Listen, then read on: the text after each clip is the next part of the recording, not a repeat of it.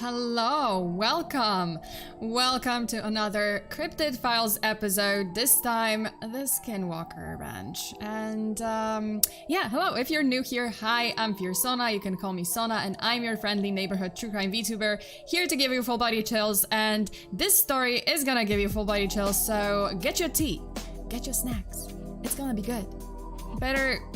Even better, get your blanket, because this is gonna be chilly. I see some new faces in the chat, so I'm just gonna say hi to everyone. I see Calliope, I see David, also Eric, and wait, who else from my mods is here? Because I saw Eric, thank you so much for tuning into mods. And I see Blackfeather, welcome, and the Rabbit, hi, welcome back. Jose and Renfield97 and Ketsuya and the John Active, my regulars, my precious regulars are here, awesome. Brian, hi, hello, and ABZ Bear, I think. Oh, I know that. Well, that's the story for today. There's gonna be some crazy videos. I'm gonna show you some like recent sightings of skinwalkers. I'm gonna show you even more like after the case, because there's a shit ton of videos. There's so many videos of supposed skinwalkers, and some of them are pretty chilling. So, you know, like if you want to see more videos, just wait until the end of the case, until I'm done with the story. And yeah, we're gonna watch some pretty crazy stuff at the end. Hello Sona, hope you are well. I am well, I am okay. I think I injured my wrist because I've been trying to lift more weights. So I've been doing weight training and I injured my left wrist, so I'm currently wearing a stabilizer. It's kind of uncomfortable, but you know, I just have to do it. Also, Ketsuya gifted 5 memberships. Thank you so much. Oh my god. Okay, my pumpkin is like in front of the alert box. Why? Okay. Oh, congratulations to everyone who received the membership, and I hope you are gonna stay, you know, like I hope you're gonna tune in again, like if I stream again. Okay, so ITK Bacon, hi, thank you so much for modding. Heath Rowell, hello, and Afton Lloyd, hi, and David, hello, and The Meaning Rope, hello, and who else? Ryoki, hi, welcome back, and Fabian, welcome back, and Rex Cox, hi. Who else is here? Strawberry Ari? Poor you. I mean, yeah, it's not ideal. Like it's, yeah, like my wrist is kind of busted, but you know, this is what I get for trying to stay healthy, increase my bone density, and just, you know, get more muscle. My arms are twigs, so I was just like, maybe, yeah, I just thought like, oh, my arms have been much better recently. Like I've been, you know, I've been exercising, I've been working out, and I was just like stupidly thinking, hey, maybe this is the day when I can lift a little bit more, like heavier weights. This was not the day I could lift heavier weights. That was a mistake. And yeah, you know. Colonel Turtle, hi, and DMJ, hello, and Jose, good luck with your workouts, Sona. Yeah, I'm trying my best, but yeah. Ice Bear, hello, we need more stream, more karaoke too. Maybe, yeah, like I'm planning to do something maybe for Halloween, some spooky karaoke, we'll see. No pain, no gain. I guess so. I suppose so.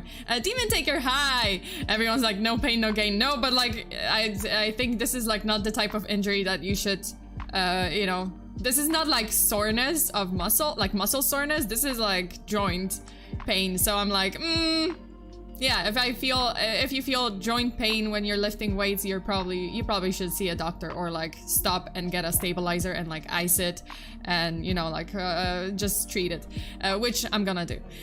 Okay, at least she doesn't skip leg day. Yeah, I don't skip leg day. My thighs are thick. My thighs are muscular. Yeah, I would say I'm pretty okay. I would say I'm pretty okay. Like I'm doing much better than last year.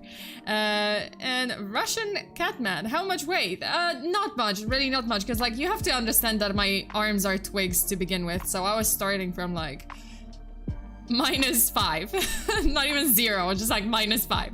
So the weight, I think I'm just lifting like literally, what is it, like 7 kg per, like, I don't remember, like my little like dumbbells. Like I think I started from like 2 or 3 and then I increased to 5, and now it's like, I think it's heavier. I don't remember what's the final weight. Okay. Anyway, Dorothy, hi. Aw, no worries. Like, you're just, you know, we just started. We haven't, like, I haven't even started the story. And Pitako is here. Aw, so many of my Patreon members too. Jamie, hello. And Ruben, hi. And Rebel Nick, hello. Hi. I hope you guys are having a great day. Let me ruin it for you with a scary story. Let me ruin your, you know, your evening, because some of you guys might, you know, depending on the time zone, some of you guys might just be heading out to bed soon, right after the stream. Good luck, because this is gonna give you a nightmares. Alrighty.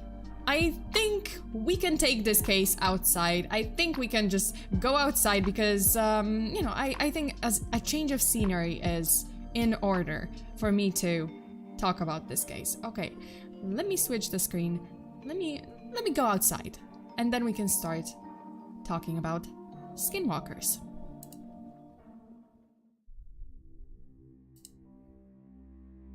Hi. Okay. This is nice, right? That's exactly the atmosphere that we need for this case. Okay, you guys are ready?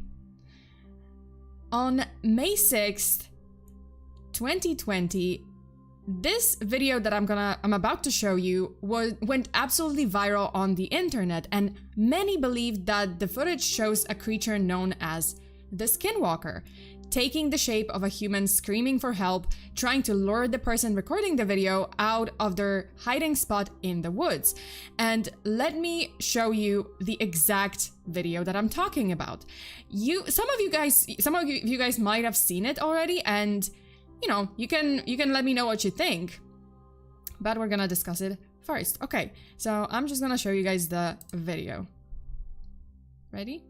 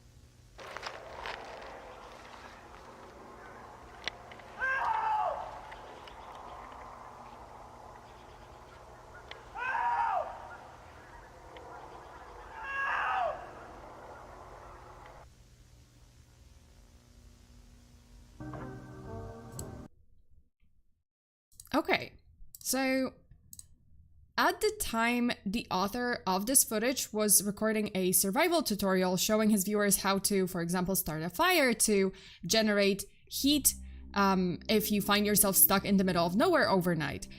As they're trying to, you know, light up the fire, they suddenly hear desperate calls for help, and so they turn the camera towards where the sound is coming from.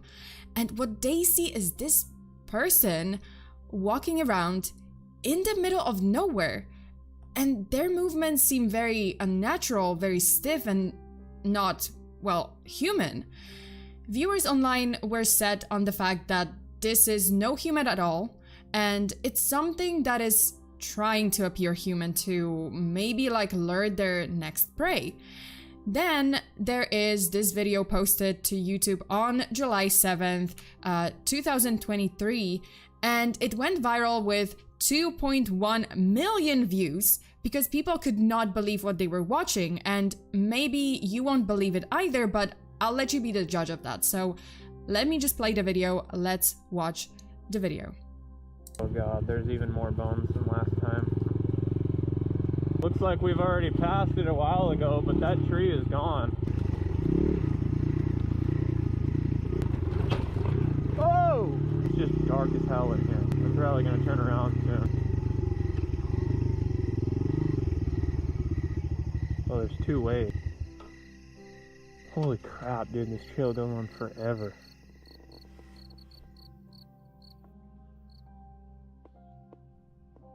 It just got really quiet really fast.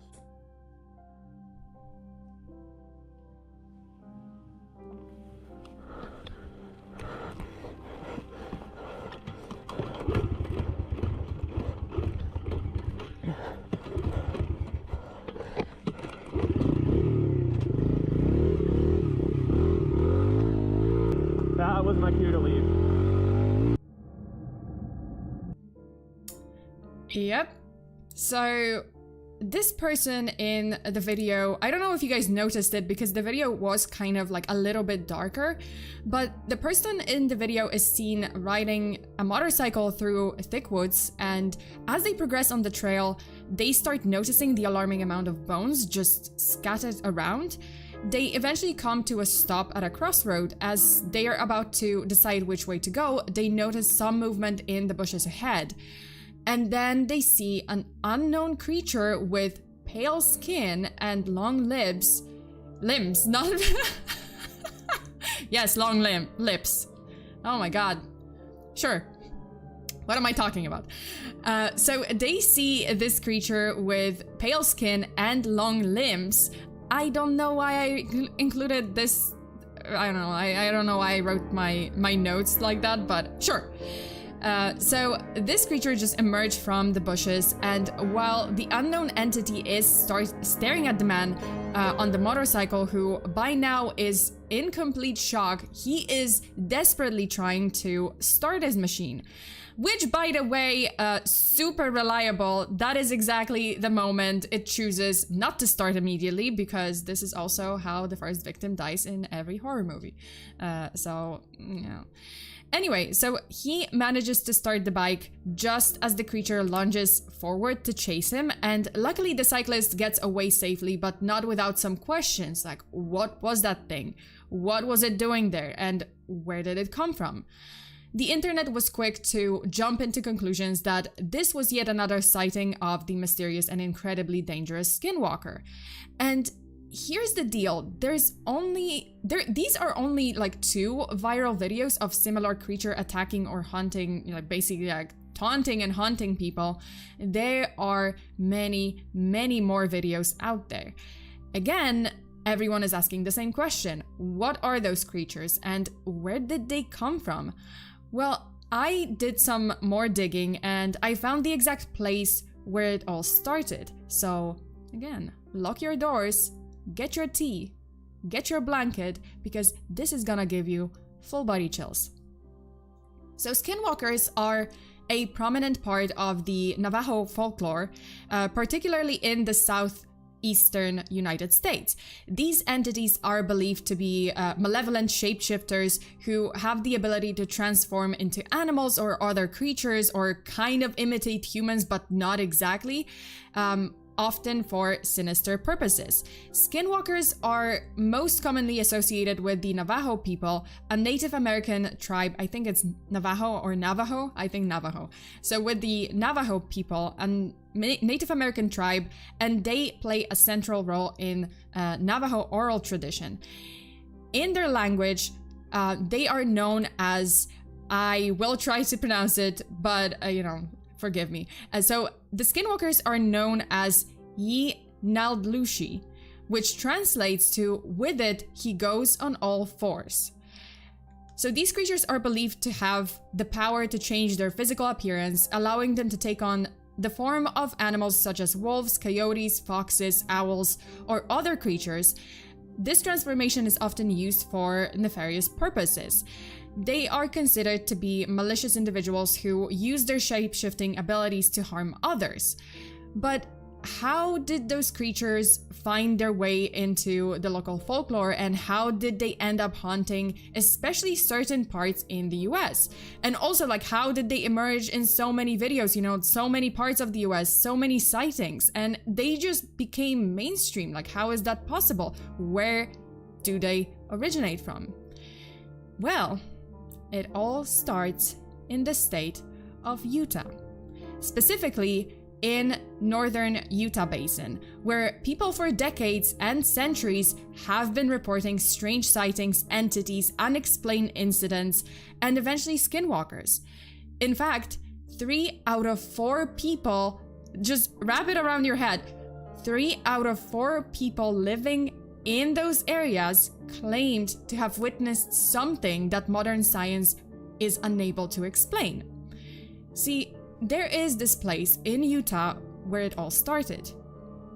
There's a land in the state of Utah that people deemed as cursed, and for a very good reason.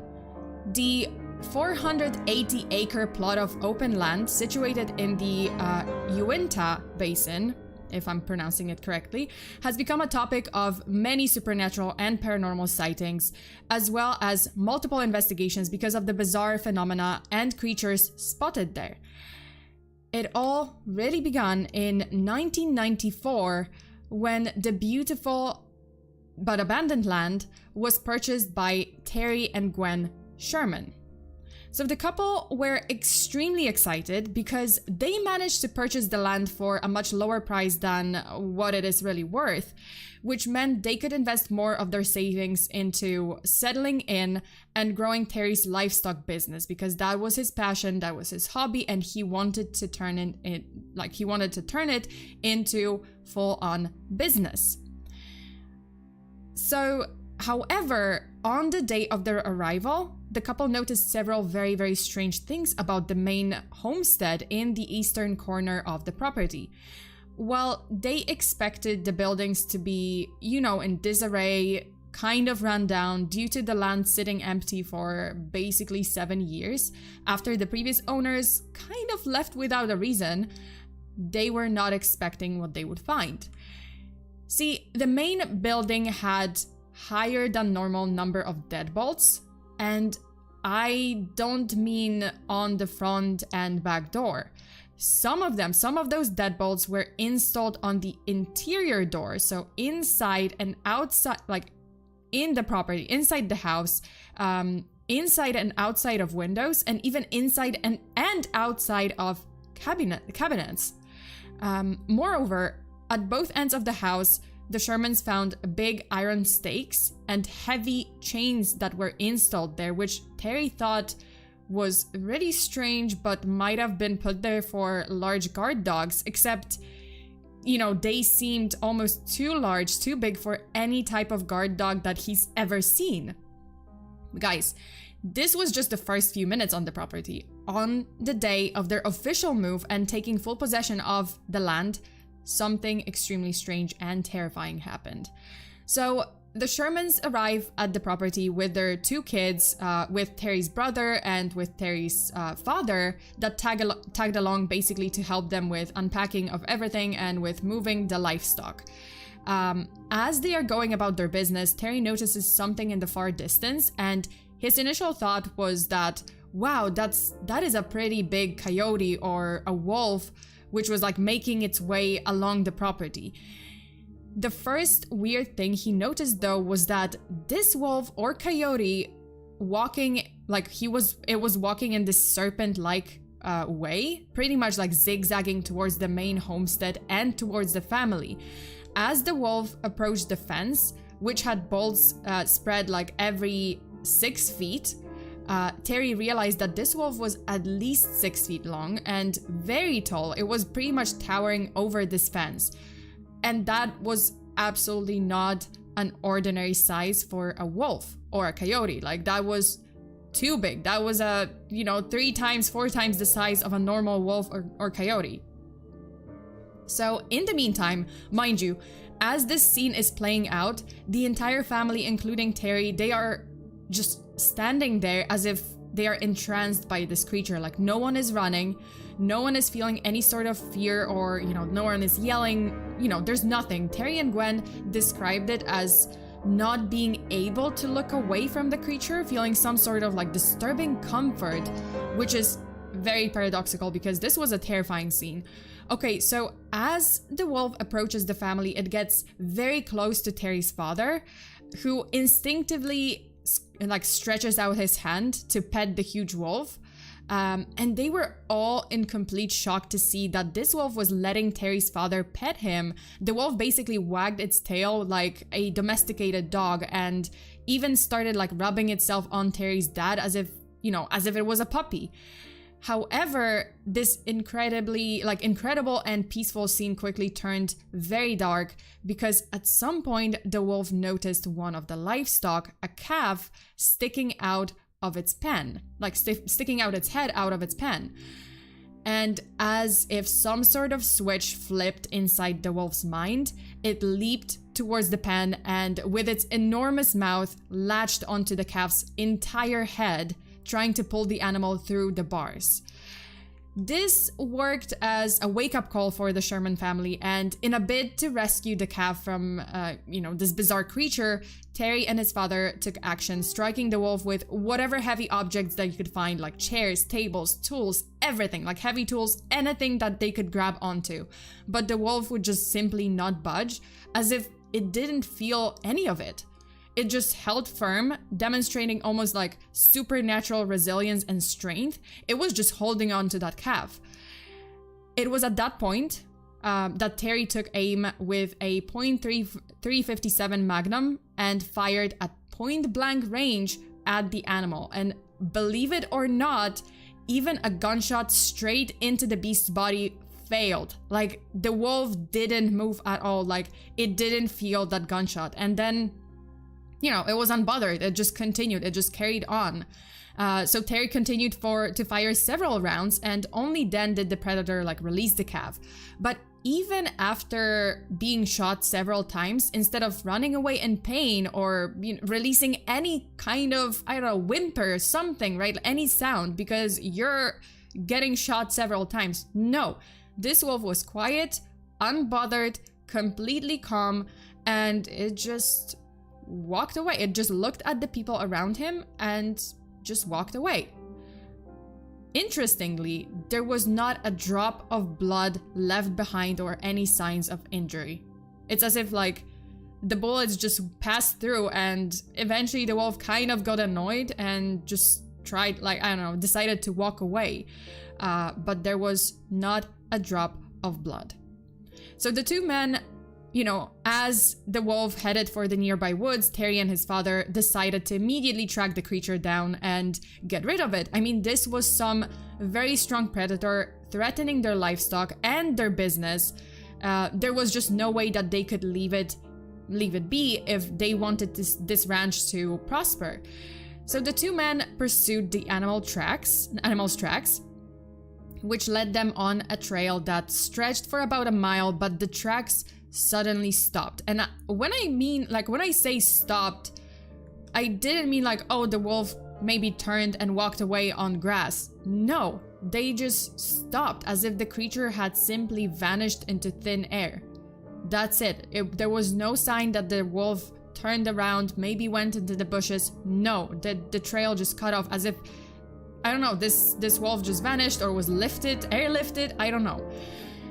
Little did they know, this one eerie episode was only the beginning to other strange events that lay ahead. Only several weeks later, Gwen Sherman was in her truck about to leave the property when another large wolf appeared right next to the vehicle out of nowhere. And as she recalled, the animal's back was pretty much on the same level as her window and the car. So basically, this wolf was the size of a car. And to add to the horror, there was another creature with the wolf that Gwen couldn't identify. She said it was kind of dog-like, but not really a dog, as if it was like in between different animal species. The next 2 years were a true nightmare for the Shermans and for their neighbors. They would all encounter various strange creatures, from multicolored birds, definitely not native to the region, to beasts resembling the infamous Bigfoot or Sasquatch or something, I don't know, like something unidentified, because they couldn't really describe it. Like, they were just like, this is not a wolf, this is not a coyote, that's not a pig, it's something in between, as if something was trying to transform into from one thing to another, but just kind of stopped halfway. Guys, it gets weirder. In a particular incident, the Shermans had an unsettling encounter with a bizarre creature that looked sort of like a hyena, except it was much larger. And the mysterious animal was spotted attacking one of their horses. And the Shermans described it as standing, quote, low to the ground, heavily muscled, weighing perhaps 200 pounds, with curly red hair and a bushy tail, end quote. I don't know why I paused like that. My brain is not working. So nothing like any animal they've ever seen. As Terry cautiously approached the animal in order to shoot it, the beast, like, literally, and I'm not kidding, the beast disappeared before his very eyes. Like, it just vanished. The horse survived, but the predator left numerous claw marks on its legs. The bizarre event left a lasting impression, and it was not an isolated one. A few months later, a neighbor in the vicinity reported a very similar sighting, as they witnessed a creature with the same characteristics darting across their property at a speed pretty much unbelievable, unimaginable for any known animal, even a vehicle. Like, the neighbor said this creature was incredibly fast. It was unnatural. But I wish I could tell you this was over. This was not over. As months progressed, the Shermans would witness even more unbelievable things, and things only escalated. The mysterious lights in the sky, flying objects hovering over the land, and disappearing at an incredible speed. And on multiple occasions when Terry or his family tried to spy on these mysterious objects or light orbs, they'd witness their cattle vanishing within a second, only to reappear dissected and mutilated with surgical precision, as if someone or something has done some kind of surgical procedure on their body in order to study the animal. So that's how the cattle would reappear. What's interesting, but also absolutely horrifying, that in all of those cases, despite the cows being so severely mutilated, no trace of blood was found. So, you know, the cows just reappeared in pieces and there was zero blood. And there was also a very strange, like, this chemical odor around the body of the reappeared, calves. No trace of any predator or any footprints or tire tracks were found around these animals, as if they were airlifted right there from the spot and just brought back by some kind of aircraft. I'm just seeing the chat. Poor cow, bro. Yeah, cows have it hard, man. Cows have it terrible in this world. Oh my god. Okay. So in one such incident, Terry witnessed one calf suddenly appearing outside of the pen. So like one moment the calf was like inside the pen, which was closed. And then the next thing he knows, like the next second, the calf is outside of the pen and going into the nearby woods. However, when Terry followed its tracks left in the snow, they suddenly just stopped. Exactly like the wolf. So instead, the ground in that area was littered with broken branches and twigs, and the treetops were also shaved as if they were cut off by a very powerful propeller. This was not the only problem the Sherman had to deal with. I mean, there was a lot of problems. Like, let's face it, this family had a shit ton of problems. Whatever problems you think you might have, I think they trump it. I think the problems were just piling on. So the family would start noticing various things disappearing and just reappearing around the property at random. One such incident happened to Terry's wife, Gwen. On one occasion, she just came back from the store, unload unloading the groceries from the car. She, you know, went into a, you know, she unloaded the groceries into the kitchen. She went into a different room, and when she returned, the groceries were not in the kitchen anymore, but back in the car. So she was just like, oh my God, did I black out? Like, am I going crazy? Did I forget to unload them? And I was just imagining this. On another occasion, she was going to take a shower and brought a towel into the bathroom, hanging it right next to the cabin. But when she finished, she'd find the towel gone or hung over the door in a different room, so like across the house. At first, she didn't want to say anything because she was thinking, am I just overworked? Maybe I'm overworked, maybe I'm stressed, or am I experiencing very early signs of dementia or something? But that quickly changed when the same thing happened to Terry. So one day, Terry was working on a new fence around the pastures. In order to make holes for the stakes / bolts, Terry was using this heavy professional tool meant for that exact task. And this is a very heavy drill, you know, like it's a very heavy tool. It's not easy to lift, it's not easy to handle, right? So at one point, he gets tired and hungry, so he simply goes back to the main house to eat. You know, like he left the tool right next to the last hole that he drilled, but a while later, when he returned, the tool is gone. So he goes back to the house and he asks his family, like, hey, did you guys move the tool from where I left it? I need it back because I want to finish this work today. But his family replied, no, we didn't. Like, we didn't move anything. We were inside the house all this time, so we didn't go out there. And then, as Terry went back outside to look for the tool around the property, he finally found it, but he couldn't believe what he was seeing because the tool, this heavy drill like that I'm gonna show you, this heavy drill, it was suspended on a tree 70 feet above the ground. Let that sink in. This heavy drill that even Terry had like difficulty lifting and handling, it was suspended within seconds. It was suspended 70 feet off the ground, high up in a huge tree, and that was like literally within minutes. That's when Gwen also revealed that she's been seeing things vanishing and coming back at random times and in random places.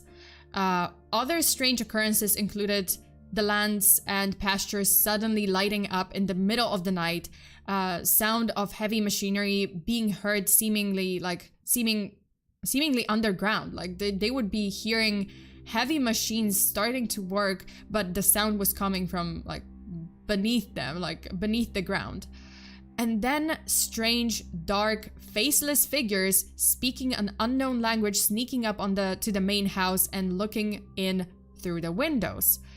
So the last and final straw took place in May of 1996 when Terry was taking a walk around the property with his 3 dogs. This is actually a picture of Terry. So just as he was about to return home, he saw what appeared to be a blue light or orb just darting around the field, and he let the dogs chase the orb, and they ran after it into a dark bush. Terry would hear the dogs barking and growling in the darkness, and a minute later he heard truly terrible yelps, and then silence. He tried calling for the dogs, but they never came back, so he decided not to search for them in the dark and would go look for them first thing in the morning. But when he went in that direction, you know, the next morning, all he found were 3 circular, greasy lumps in a spot that appeared to be scorched. And the dogs were never found. They never returned. Oh no, doggos. R.I.P. doggos forever in our hearts. Still doesn't beat Ricky. Ricky the dog. If you know, you know, you know. If you don't know, you should watch my other stream, The Flatwoods Monster, because that's where Ricky appeared, and we love Ricky and we miss him. But 3 doggos just poof, vanished. Okay, coffee and my meds probably shouldn't go together, but oh no! Why? You can kill the cows, you can mess with my groceries and my towels, but you'll never hurt my dogs. Yeah, these doggos are gone, man. R.I.P. Also, R.I.P. Ricky. Why must they hurt the dogs? It's always the dogs. Ricky will be missed. Ricky will be forever missed. Yeah, if you don't know the case, go to the Flatwoods Monster stream after this one, obviously. Obviously, don't leave, because there are several videos that I want to show you guys after the story. And plus, there are some still pretty crazy stuff, so, you know, sit tight. Okay, so the doggos are gone. After several years of living basically in terror, the Shermans decided to sell the property. Enough is enough, you know, enough was enough. They were tired, they were scared, they just wanted to, you know, get their kids out of there and just, you know, just quit the whole livestock business and find something else, you know, like this was too much. This was too high of a price to pay. They also publicly spoke out about the bizarre sightings and incidents they've experienced, and their testimony was featured in the articles in the Salt Lake City's Desert News and later in the Las Vegas Mercury newspapers. Enter a millionaire by the name Robert Bigelow, a businessman who was also a firm believer in ufology. I mean, see where I'm going with this? Yeah. Okay, so see, Bigelow has been interested in this property ever since he read the articles and heard rumors about the place. He had very concrete plans for the ranch, namely to discover what is really happening there. And so he purchased the ranch from Terry for $200,000, also requiring the Shermans to sign an NDA, which is very interesting. And basically, he was telling them to, you know, agree not to talk publicly about what they had witnessed there anymore. See, Bigelow was planning to set up a research compound on the ranch, hire PhD-level field investigators and scientists and security in order to hopefully uncover the truth behind the Skinwalker Ranch, because that was the popular name now for the place. That is how the National Institute of Discovery Science came to be. NIDS for short. In exchange, Terry Sherman asked Bigelow to pretty much allow him to stay at the ranch and hire him as a security guard. Security guard and management. So Terry would not shake off the feeling that he needed to be involved and see this to the end. And so him and Gwen were allowed to pretty much still work at the ranch, not live on the ranch, but like work at the ranch to assist the researchers. So here's the interesting part. You know how I said that Robert Bigelow hired all those like PhD experts and he was interested in ufology. Like you would think like, oh, he probably hired all those like quote unquote experts that are also firm believers in UFOs and supernatural, right? No. So Bigelow was very particular about which researchers and scientists he wanted to bring to the ranch, and he was adamant that he needed skeptics, because if this land hides some supernatural secrets, he wanted the most credible testimonies, you know, from highly educated professionals who, to begin with, did not believe in supernatural phenomena. So, I mean, that was the key, that was the key fact about this whole institute, this whole operation. He was like, oh no, I need skeptics. I need someone who doesn't believe to conduct this research, and if they find something, it's gonna be credible because they're gonna start to believe, right? Like if they confirm it, then there has to be something. Okay, so believe it or not, according to Bigelow, the Shermans and the researchers, according to Bigelow, the Shermans and the researchers, the bizarre incidents at the ranch only continued, except this time there were many more eyewitnesses because there were so many of those, the experts that arrived at the ranch. One particular incident the staff recalled was when they were doing their rounds around the property and passed by this enclosure for the most prized bulls. And there were 4 of these, these huge buff bulls and they were in their pen, like those are pretty expensive animals. They are huge and, they're not the cheapest. So they were in their pen. The gate was closed and locked, right? So Terry and another staff member drove by the enclosure and then turned the car around, like within a minute, like within literally like 1 or 2 minutes, they were just like driving by. Okay, they saw the bulls, they drive around the corner, or like they drive away. Okay, we're gonna turn around the car and we're gonna drive back down the same road.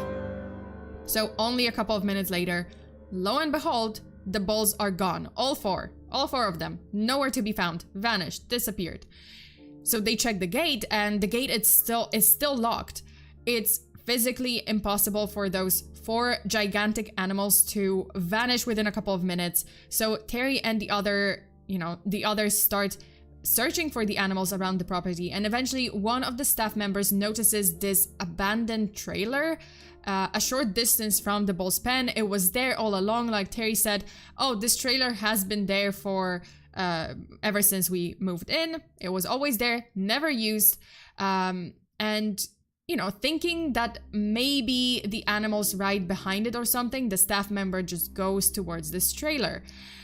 Guys, let me just say that this trailer was, you know, sitting there unused. Again, chains and locks on the door, cobwebs all around the door, the hinges, right? Like no one, clearly the place has not been opened or touched for years. It was very, very clear. Dust, cobwebs, nothing touched. Here's the thing. When the employee looked inside this trailer, he was floored because the bulls were inside. All 4 of them squished in this cramped space inside the trailer. What's weirder is that the bulls were like super calm. They didn't appear nervous or annoyed that they are squishing. They were squished against each other. And they were just, I don't know, like they were standing there. Like they were just standing and staring into the space, like not moving. That is, until the employee outside yelled out to the others, "They're here." Suddenly the animals were went absolutely ballistic, thrashing, trying to get the hell out of there, you know, attacking each other. It was terrible. So in the end, it took Terry and multiple other employees several hours, if not days, to kind of calm the bulls down and get them out of that trailer. They lived. Yeah, they lived. They didn't like return dissected, but they were definitely distressed, and they were definitely like just weird. So again, it took them several hours, up to like a day or two, to actually get them out of there, which means it would be physically impossible for someone to put them inside that trailer within only a couple of minutes, because it took like only 2 minutes for Terry to like turn around the car and go back like next to the pen, to pass by the pen. And you know, like, well, first of all, the entrance to the trailer was still undisturbed. The chains were there, the cobwebs were there, dust, everything else was there. So even like there was no other way inside that trailer aside from the door, right? So it's just like, okay, the door was shut, cobwebs all around the hinges. This was not touched. Over the next several years, the employees would witness other things similar to what Terry and his family experienced. So glowing orbs, cattle vanishing and reappearing completely dissected, strange wolf-like animals and faceless figures, and aircrafts basically scouting the property. Now, as for what I'm sure everyone is wondering about, do we have an answer to what could possibly be happening at the Skinwalker Ranch in Utah and in the United States with all those sightings of Skinwalkers? Well, there certainly are several theories, and the first one is very, very simple. The curse! It's the curse, to be specific. A Native American curse! Let me explain. Okay, so I'm gonna explain the whole thing. See, the state of Utah is also a home to the Uinta and Ore Reservation that was officially formed in 1886 and became a home to the Ute people. However, before the Ute tribe settled within the reservation, the tribe was known for its fierce and warlike people, predominantly inhabiting regions in Utah, Colorado, and New Mexico. Throughout their history, so this is the Ute, like the Southern Ute tribe.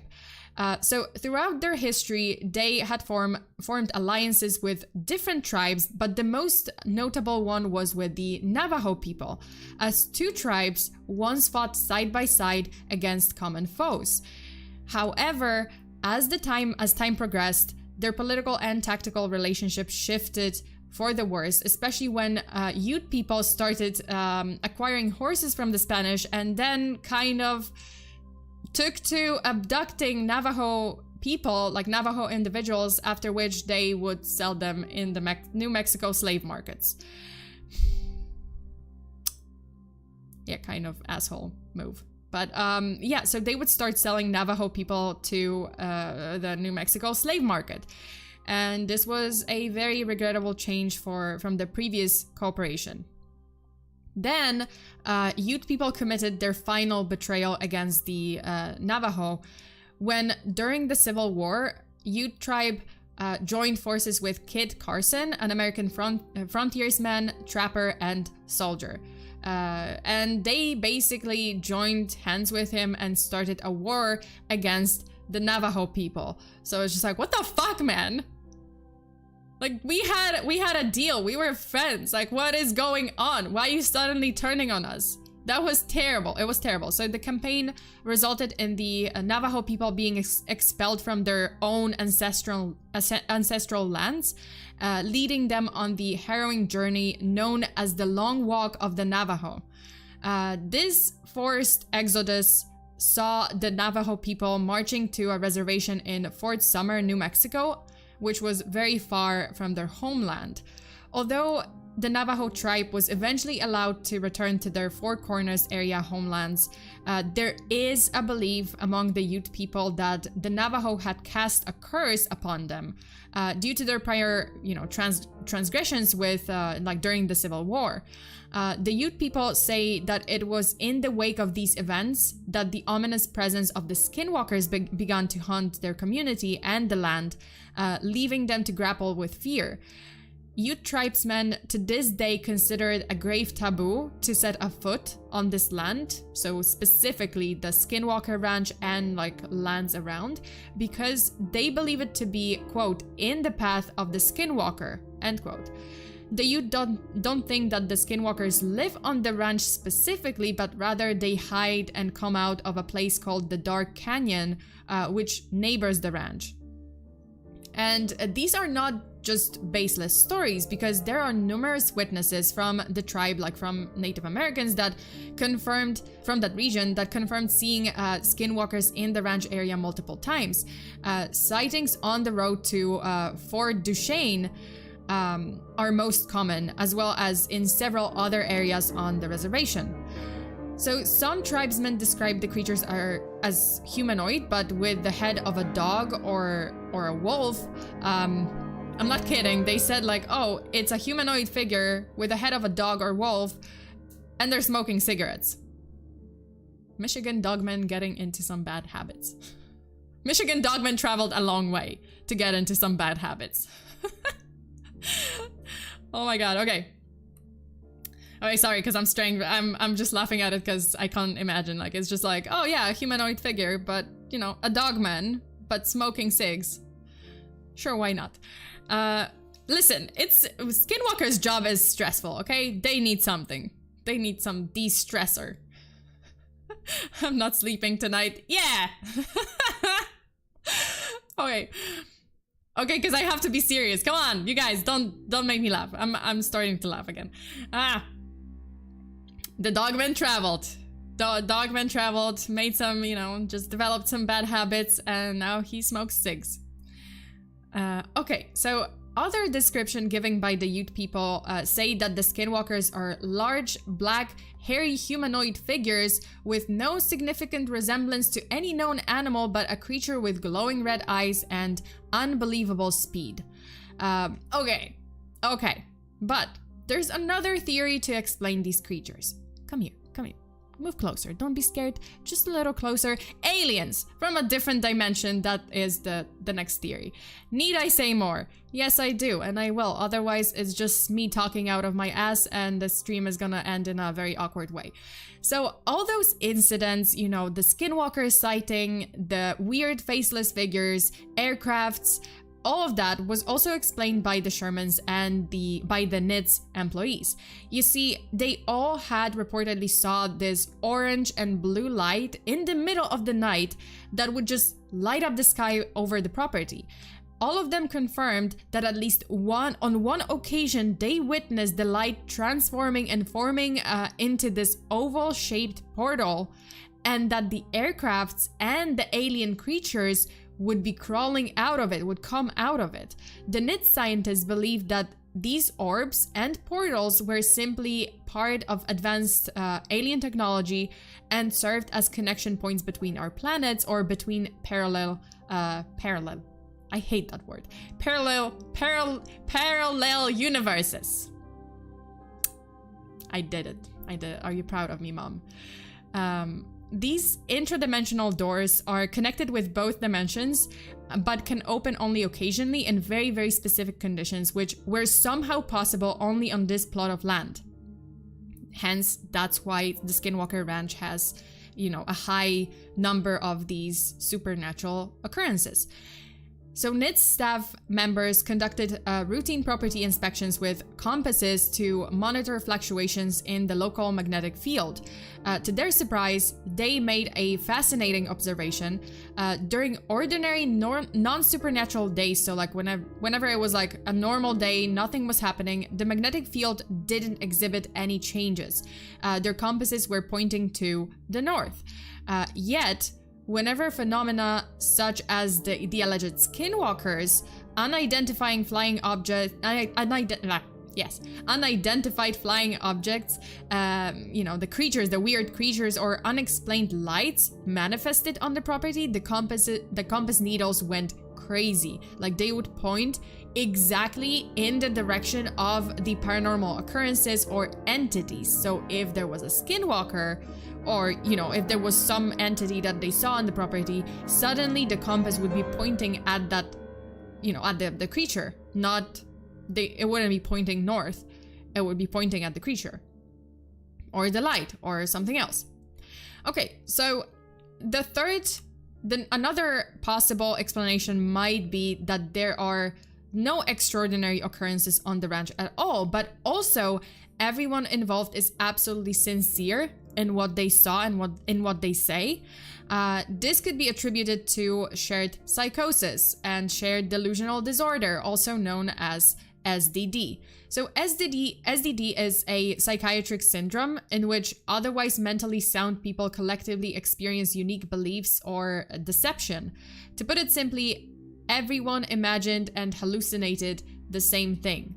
The cause is pretty much unknown. Could it be some sort of hallucinogenic fungi or mold growing within the walls of the buildings at the ranch? I mean, the buildings were very much abandoned and not maintained for a very long time, for several years at least, if not longer, like decades, because the previous family also kind of left. They weren't living at the ranch anymore, but they were still owners. So maybe something contaminated, like water or food or whatever else, or air, and everyone who stayed at the ranch was affected. Or perhaps it's similar to what people, you know, visiting Loch Ness experience. Like I talked about it in my Loch Ness Monster video. Like if you want to watch it, you can. It's very interesting. So the power of suggestion and the power of expectation, because the expectation that like built up in their mind, that then transformed into their psyche, seeing things they wanted to see. You know, like people coming to the Loch Ness and who just basically expect like, oh, I'm going to the Loch Ness, I'm gonna try to photograph the Loch Ness Nessie. And suddenly their mind is playing tricks on them and they're seeing things and they're taking pictures of things, of, I don't know, logs or whatever else, twigs, and they say like, oh, this is a Loch Ness monster or waves, which I discussed in my other stream, other Cryptid Files stream. You can check it out. Okay, and well, the list goes on when it comes to theories on what happened at the Skinwalker Ranch. Here are some like honorable mentions from George Wingfield's blog, where he went deep into explaining the phenomenon of cow mutilations around the country. So one of his theories is men in black helicopters. Here come the men in black, da-da-da-da-da. Galaxy the fair. Okay, I always sing that in DMCA. So men in black helicopters, either military or intelligence agency men operating covertly to take tissue and or blood samples from the cattle they have killed, possibly by use of high velocity rifles or by the clandestine testing of chemical and or biological weapons, which, by the way, would explain the chemical odor that the Shermans mentioned. Like, oh, whenever the cattle, like, they would find a mutilated, dissected cattle, they would smell the, like, this chemical odor, or like, oh, around the Skinwalkers, like whenever a Skinwalker would appear, they would smell like chemical odor. That would kind of explain it. Okay. Another one. Extraterrestrial aliens in their UFOs, flying saucers, beaming up selected cattle in order to collect genetic material which is removed from the beast using precision surgery. This is necessary for the survival of the race, according to Linda Howe. I mean, you know, like, I pretty much talked about it. Like, yeah, aliens dissecting them. Then Terry Sherman's Skinwalker Ranch alien predator, as in Predator the movie. I like that theory. It's just like literally straight up the alien, Predator, I guess. Predator from the movie. Okay, and other theories are chupacabras, Bigfoots, vampires, werewolves, etc. Like, there's, you know, some crazy theories. The theory 5 is like kind of like, I mean, the fifth one is interesting, Satanists. So one of the theories is that, oh, there might have been some kind of satanic cult in the area that was just abducting the cattle and using them for satanic rituals, which I think is a motive in a lot of those, you know, like whenever there's like cattle mutilations or something, there is always the satanic cult theory that emerges. And then assorted criminals, including rustlers, delinquent shooters with hunting rifles, misfits, psychopaths, thrill seekers, etc. Yeah, like there is a theory that there's some kind of you know, organized crime group that is basically messing with the ranch and the owners. Wingfield, however, listed those as the more like crazier theories. He was actually leaning more towards predatory animals like vultures or mountain lions, or simply, you know, yeah, again, organized crime groups just operating in the area. The vultures and mountain lions, like, it makes sense. What he was saying is like, well, I mean, what I was like looking at on his blog was just that, oh, maybe this land was like, for so long, it was just sitting empty. There wasn't any like livestock. And suddenly, for years, right? For years and decades. And suddenly this new owner comes in with a bunch of livestock. Dude, like, vultures are gonna think, oh my God, it's like birthday, it's Christmas, it's buffet. Buffet. I don't know how to pronounce it, but yeah, vultures were just like, oh my God, it's vulture Christmas. We can just, you know, just focus on this land to get our food. That's it. Or mountain lions or whatever predatory animals. They suddenly discovered, oh shit, this place that had no food and we weren't interested in it suddenly has a supply of meat. Great. Swell. Okay. So, and these, you know, these are some of the elaborate theories, some more believable than the others. But now, as you probably already know, we got to the part where I'm gonna debunk some of the sightings and some of the stories we talked about, because some of them are pretty exaggerated. So first and foremost, the Shermans and their wild story, this whole story of like different sightings, lights, skinwalkers, wolves, fox, coyotes, whatever. The first question is always, was there any evidence to confirm what they saw? And the short answer is no, there isn't. So first of all, it all took place in the 90s, which means that things like photo cameras and video cameras were absolutely a thing, and you know, they were pretty easily accessible at that. It's not hard, it wasn't hard to get a, you know, a disposable camera in the 90s yet. Terry and Gwen Sherman took no pictures and no recordings of any of the strange things that they've seen there. I mean, if it were me and something so bizarre was happening in and around my house, holy shit, I would absolutely buy even a cheap camera and keep it on my nightstand, under my pillow, any place in the house, like a shit ton of cameras, any place in the house, something is happening, I'm just gonna grab it. I don't know why I said like, I'm just gonna grab it and I'm gonna start taking pictures, like a shit ton of pictures. But they didn't really take any pictures or like any, so there is some photographs of the supposed skinwalkers or aliens, but all of it is pretty much like just blurry photos and videos, so none can really be called hard proof for anything.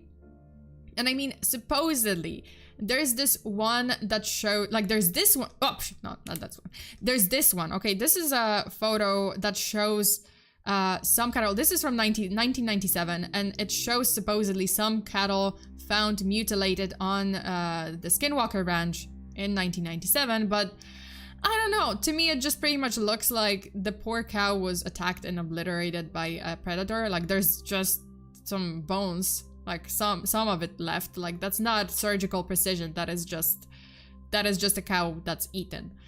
Then again, would they, so the question is, would they lie? Wait, if Sona saw something scary, she would rather run away than take pictures. Yeah, but like if I was in a, you know, if I was in a relatively safe spot and I was just like, okay, well, I can't go out because this thing is outside. Let me grab my trusty camera and let me snap a bunch of photos, at least. And then I would run. Yeah, and then I would call the police and run. Okay. Okay, so, as I was saying, like, then again, would the Shermans lie about everything? Like, even when they were losing livestock, so their livelihood in, you know, these violence attacks was at stake. I mean, their income took a huge hit after so many of their cattle were found dead, so it's kind of unlikely. Like, why would you say something like that? Why would you lie about it if, you know, why would you kill your own livestock, you know, if this is like literally your only source of money?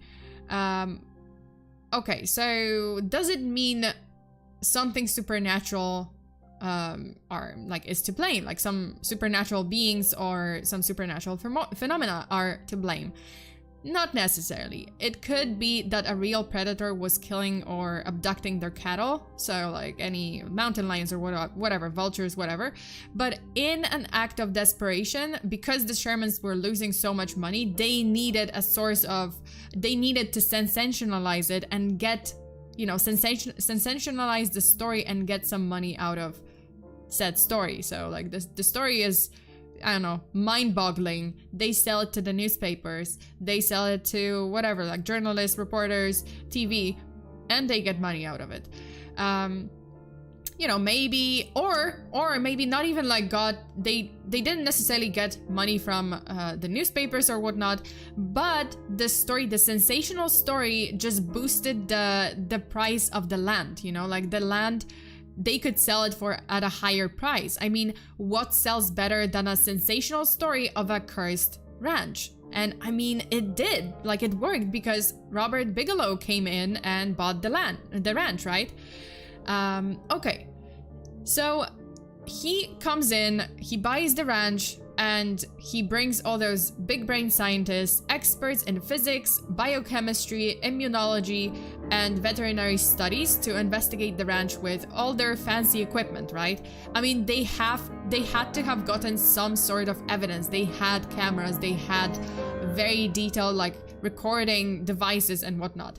Again, not exactly. They didn't really get anything. So one of the scientists who worked at the ranch by the name Colm Kelleher, if I'm pronouncing it correctly, he said that work and life at the ranch got pretty spooky and the employees got increasingly paranoid, and then they would allegedly witness some flying orbs hovering in the sky and shadowy creatures with yellow eyes.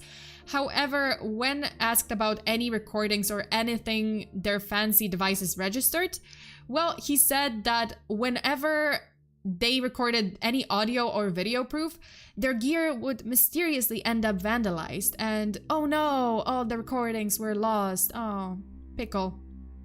Yeah, so yeah, again, I get nothing. Wait, okay, I need to drink.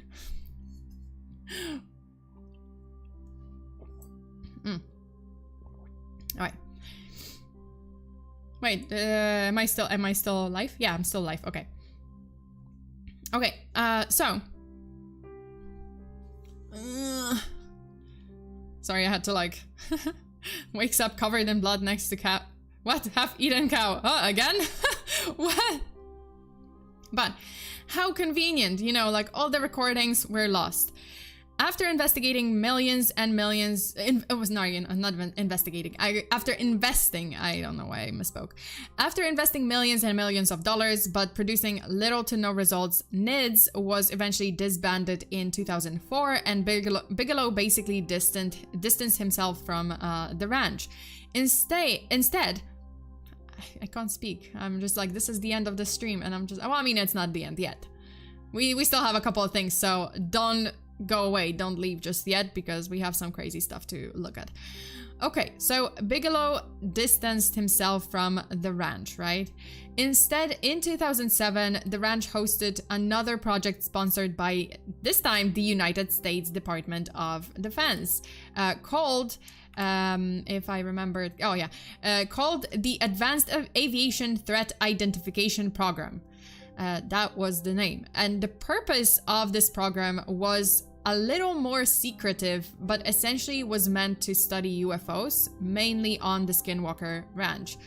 Over the next several years, approximately $22 million were pumped into this program, and it turns out that the funding for this project was secured due to the request of Harry Reid, the Democratic senator from Nevada at the time. So what the public didn't know was that Reid was a close friend, buddy with Robert Bigelow, and was pretty much saving him from the failed first investment into the ranch. This came out in 2017 when the New York Times published an article about the story.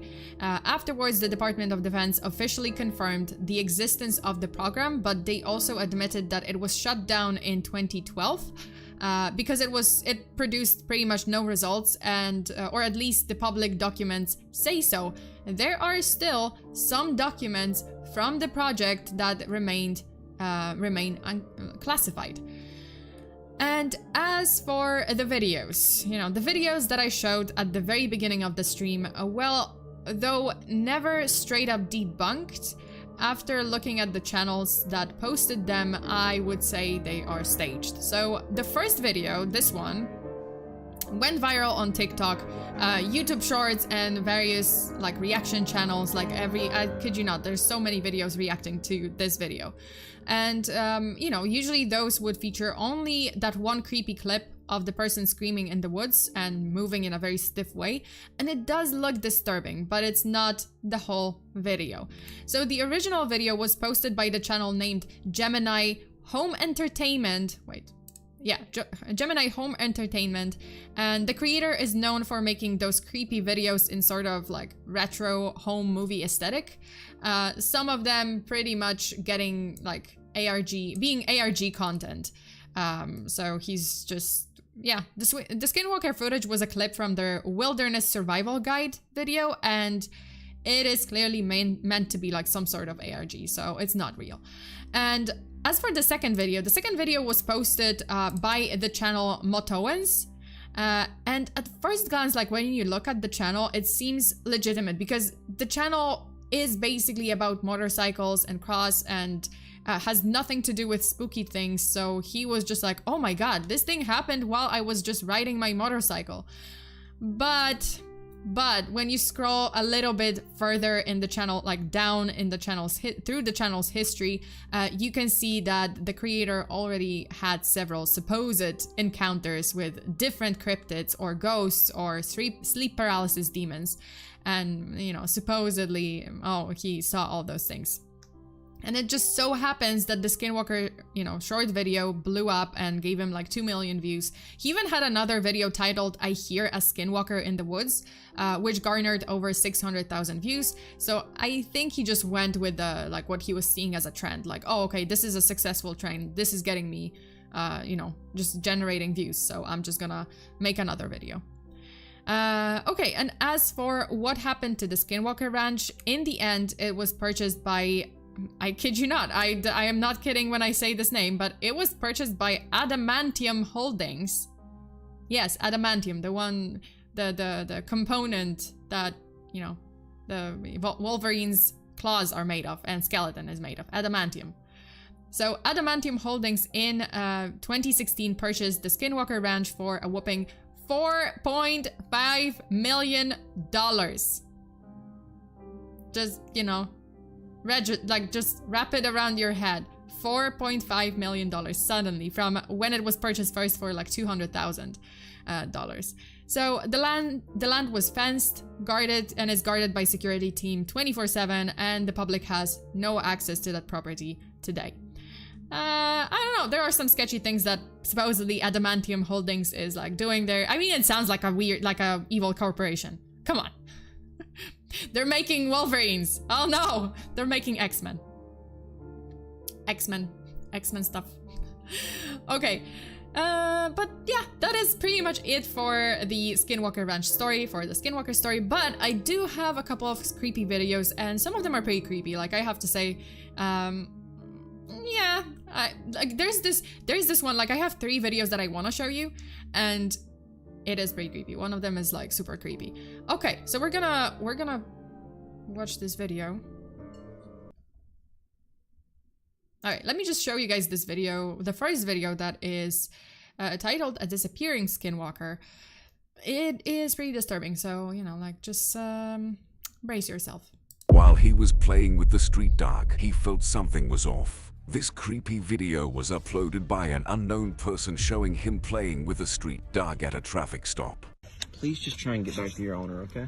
Like, there's a road right there where people go really fast. See, like that car right there? That could have killed you. As he turned to the right, the dog mysteriously disappeared from view. What's even creepier is the dog's reflection was not visible in the side view mirror. Many of the viewers believe this is a skinwalker. So what could be? Let me know your thoughts on this.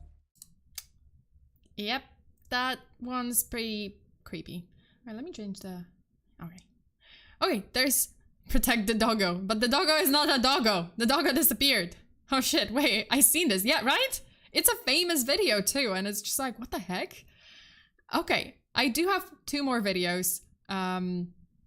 This one is also pretty disturbing, so, you know. Oh, please! Please help! Somebody!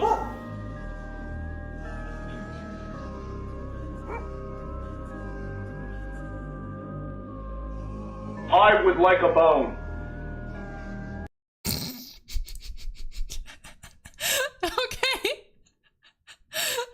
Okay, I'm just kidding. These are the last 2 are kind of you'll see. Okay, then there's another one. This one's the best. Oh.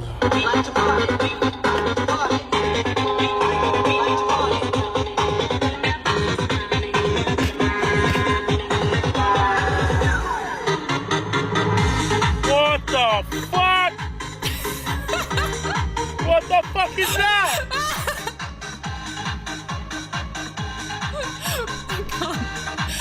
It's a fucking skinwalker! Sure. I really like the last one though. The last one is just like chef's kiss. Okay, let me just switch to the other screen. Okay, the last one was pretty. Party. The last one was, yeah, the last one was the best. I saved the best for the last minute. Vibin', Skinwalker be vibin'.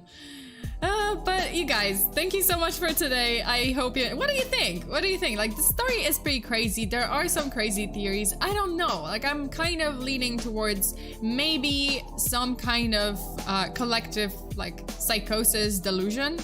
And it's just, I don't know, maybe it's the mold, maybe it's some fungi, maybe it's something that was causing them to hallucinate or something. I think that's the craziest theory I can go with. I mean, obviously the videos, all the videos that you see on TikTok are, like, some of them are pretty staged, like, you can tell. But can't we party with that Skinwalker? We can party with that Skinwalker, of course we can. I mean, you know, knock yourself out. It was a really, it was still, like, it is still a very interesting story, although, you know, like, the whole Navajo curse, you know, there is something, because it's like, it's so deeply rooted in... Oh! Thank you! Smooth Walker. I like that. I like that. I really like that. It's not really, like, you know, it's not real. A lot of the recordings, definitely, a lot of the videos are definitely not real. But there is a legend, right? Like, there is a Native American legend that does talk about Skinwalkers. Is it true? I don't know. But if it is, I hope Skinwalkers are just vibing, and, you know, they don't really wanna, like, hurt people. They just wanna be like, you know what, get off my land. I just wanna vibe to some nice music. That's it. Alien Walker. Or, like, maybe alien, I don't know. Like, I guess I could believe in aliens, because, like, aliens are more, honestly, they're more believable than some witches. Because I think aliens do exist. I mean, you know, there is life, like, the galaxies are, the space is, like, fucking, the universe is so vast, so huge, that there's no way we're, like, the only planet with, like, life. Moose and Jackson, what? Skinwalker, more like party walker. Yeah, party. Okay, that is it for today. Which basically concludes my week, the whole week. I hope you guys enjoyed the streams. I hope you guys enjoyed yesterday's stream too. When we hung out, I hung out with my Patreon members and we solved a murder mystery board game. It was pretty interesting. You know, whoever says that we didn't save the last victim, shut up. Let's assume they were just slightly injured, but we did save them. You know, I'm just saying, it's they survived. Remember, if you talk about Skinwalkers in their area, they come after you. Well, I am not anywhere close to that area, so not visiting Utah anytime soon, I think. No, I'm not. I'm gonna stay. Thank you. I'm gonna stay here. But I hope you guys enjoyed another Cryptid Files stream. There's gonna be only Cryptid Files stream this month on my not my Patreon, Jesus, on my channel, because it's Spooktober. It's you know, just coming up. You know, like Halloween is coming soon. So I figured I would talk about cryptids this month. I did talk about the Flatwoods Monster. If you want to watch it, it is on my channel. You can find the whole playlist, the Cryptid Files playlist, and you can listen to some other stories like the Michigan Dogman, or Loch Ness Monster, or the Mothman, or the Bigfoot. There's quite a few. Or Mel's Hole. That's also pretty spooky. Said I only noticed the cross pattern after Sona peeked at the answer. Oh yeah, that's true. Like, I peeked at the answer and then we realized, like, Dorothy just, like, realized, and a lot of people were just like, wait a minute. 2 plus, yeah, like, to summarize, 2 + 2 equals fish, and our calculations were all wrong, but, like, the result was fine, so whatever. Queen and Dorothy carried. Yeah, they carried. They absolutely MVP'd in chat. Magic Seal, yeah, that's from the Mel's Hole video, so you can, Mel's Hole, yes, not the hole that you think of, but, you know, there's the hole and there's Magic Seal. All that matters. Sona cheated? Well, no, yeah, you know, because at the end I was just like, okay, I give up. I need to check. Okay, you guys, truly the MVPs of the night. Yeah, they were really, and obviously my Patreon members who are on the call with me also MVPs. Okay, that is it for today. I will publish this week's schedule sometime tonight, sometime tomorrow morning. maybe tomorrow morning. But thank you so much again. Stay safe out there. If you do want more shenanigans, you can check out my Patreon. Wait, do I have it here? Yeah, you can check out my Patreon. You know, we have weekly streams, we have weekly events, and some more fun stuff. Like the one yesterday when I was on the call with my Patreon members and we solved the case together. Yeah, and that's it. So stay safe out there. Always lock your doors and windows. Bury your hexes. Until the next time. Bye. Ah! Wrong screen. Congrats to me. Okay, bye.